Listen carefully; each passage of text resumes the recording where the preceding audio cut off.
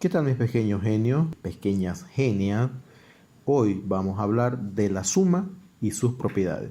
Vamos a conocer los términos de la suma. Recuerda que la suma la vamos a ver desde primero de primaria hasta que culminemos el ciclo universitario. Las mismas propiedades que se aplican a la suma aritmética se aplican a la suma algebraica.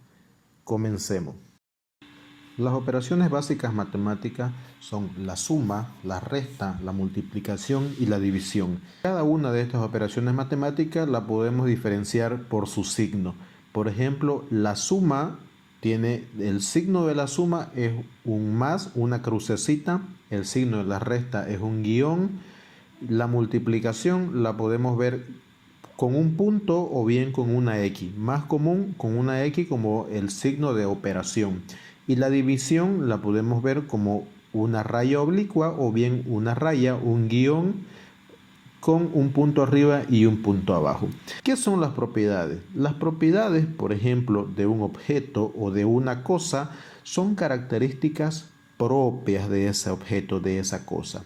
Por ejemplo, la suma tiene sus propias propiedades, la multiplicación tiene sus propias propiedades, la división tiene sus propias propiedades, o sea, cada operación tiene una característica propia y única de ella, aunque algunas son compartidas. Por ejemplo, la multiplicación con la suma tiene ciertas propiedades que comparten.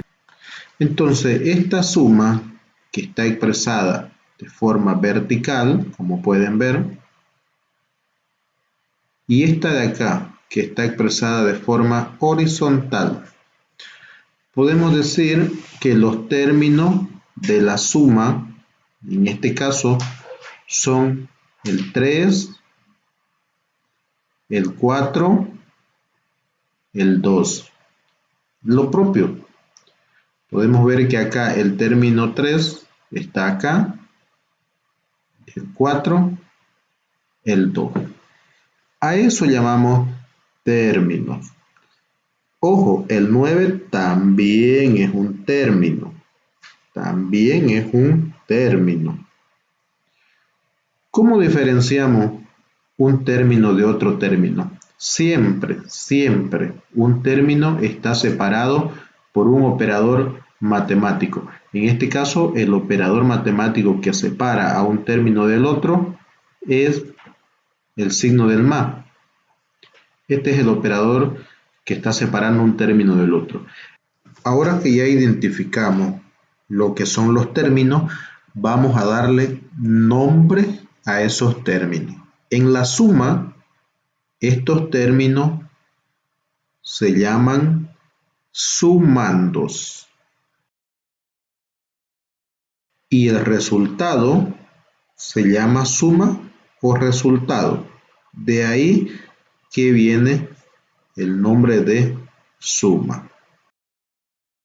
No importa cómo esté escrita la operación, siempre se van a llamar sumandos y el resultado se va a llamar suma o simplemente resultado. Perfecto, genio. Ahora que ya sabemos qué son los términos, vamos a hablar de las propiedades. Como dijimos anteriormente, propiedad es algo característico y quizás único de una cosa. Entonces, la propiedad del elemento neutro para la suma es el 0. Este es un elemento neutro. ¿Por qué es un elemento neutro? Veamos, porque si nosotros sumamos el término 450 más el término 0, al ser neutro el 0 no nos hace variar el resultado. Por consiguiente, la suma o resultado va a seguir siendo 450.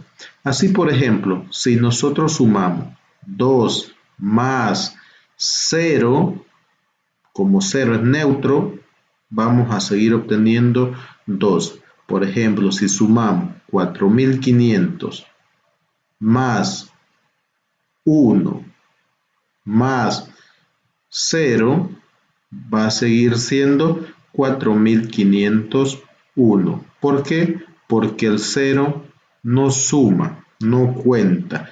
De ahí que el 0 es el elemento neutro de la suma. Veamos ahora de qué se trata la propiedad asociativa de la suma.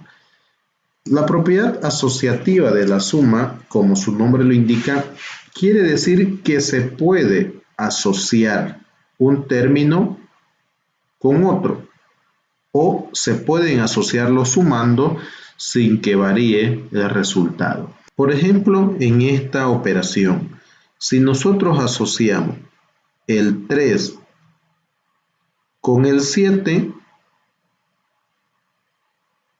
más 5 nos va a dar igual 15, porque 3 más 7 es 10 y 10 más 5 es igual a 15.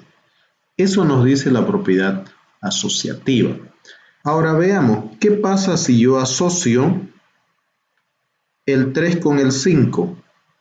3 más 5 más 7 sigue siendo 15, porque 5 más 3 es 8 y más 7 es 15. O si asocio, por ejemplo, el 7 con el 5, tendría la siguiente operación. 3 más 7 más 5. El resultado va a seguir siendo 15, porque 7 más 5 es 12, más 3 es 15.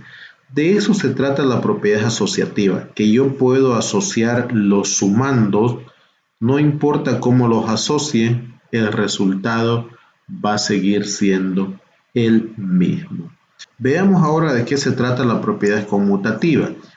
La propiedad conmutativa, como su nombre lo indica, conmutar significa cambiar. O sea que en esta propiedad no importa si yo cambio el orden de los términos o de los sumandos, el resultado va a seguir siendo el mismo.